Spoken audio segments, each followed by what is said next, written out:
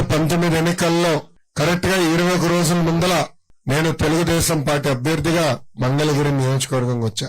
21 రోజుల్లో నేనేంటని ప్రజలకు అర్థం లేదు. ప్రజల సమస్యలు నేను తెలుసుకోలేకపోయా.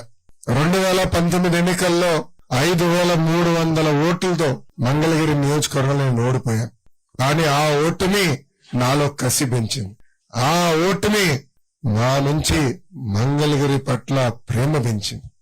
మీరందరూ ఒక్కసారి ఆలోచించండి. గతంలో ఓడిపోయిన అభ్యర్థులు ఎవరైనా గాని మంగళగిరి నియోజకవర్గానికి ఇంత సేవ చేశారా? ఈ రోజు ప్రభుత్వానికి ప్యారలల్ గా అంటే ప్రభుత్వానికి ధీటుగా ఈ రోజు తెలుగుదేశం పార్టీ మీకు సేవలు చేస్తాం జరుగుతుంది. ఆంధ్ర రాష్ట్రంలోనే ఎక్కడ జరిగిన విధంగా 29 సంక్షేమ అభివృద్ధి కార్యక్రమాలు మన మంగళగిరి నియోజకవర్గంలో తెలుగుదేశం పార్టీ చేస్తుంది.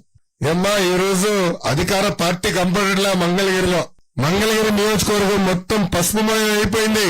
మంగళగిరి నియోజకవర్గంలోనే కాదు రాష్ట్ర వ్యాప్తంగా కూడా 72 రోజుల్లో మళ్ళీ పసుపు జెండా ఎగురుతుంది. మన సమస్యలు మళ్ళీ చంద్రబాబు నాయుడు గారే పరిష్కరిస్తారు. ఏమా ఎన్నికల ముందర ఏం చెప్పాడు?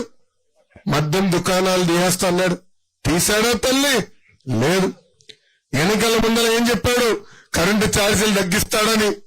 ఇప్పటికీ 9 సార్లు కరెంటు ఛార్జీలు పెంచారు. ఆర్టీసీ ఛార్జీలు పెంచారు. గ్యాస్ ధర పెంచారు. డీజిల్ ధర పెంచారు. చివరికి క్వార్టర్ బాటిల్ ధర కూడా పెంచారు. ఏం క్వార్టర్ బాటిల్ ధర తగ్గించాలా? అందరు ఫుల్ జోష్ లో ఉన్నారబ్బా.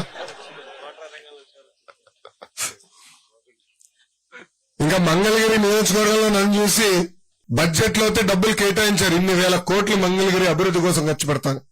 ఒక్క ఇల్లు గట్ల, ఒక డ్రైన్ సరిగా. ఈ రోజు ఎక్కడికి వెళ్ళినా అందరూ అడిగే సమస్య ఒకటే, కనీసం మా డ్రైన్లు బాగు చేయండి అని. ఎన్నికల ముందల కొండపోరం బొక్కు కానివ్వండి, అటు ఇరిగేషన్ భూమి కానివ్వండి, ఎండోమెంట్ భూమిలో దశాబ్దాలుగా మీరు నివసిస్తున్న భూముల్లో అన్ని రెగ్యులరైజ్ చేస్తానని హామీ ఇచ్చారు. కానీ ఒక్క భూమి కూడా చేయలేదు తల్లి.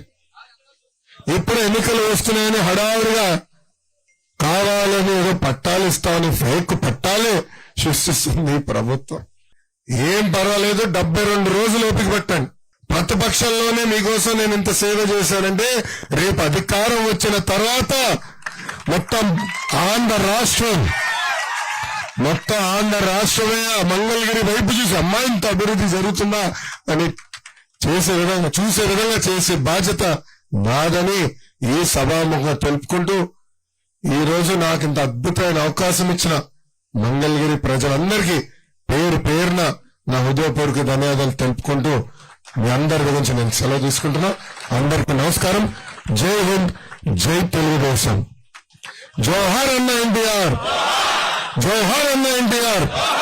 చంద్రబాబు నాయుడు గారి నాయకత్వం, చంద్రబాబు నాయుడు గారి నాయకత్వం. జై హింద్. నమస్కారం. గట్టి చెప్పాలబ్బా. జై హింద్. Thank you.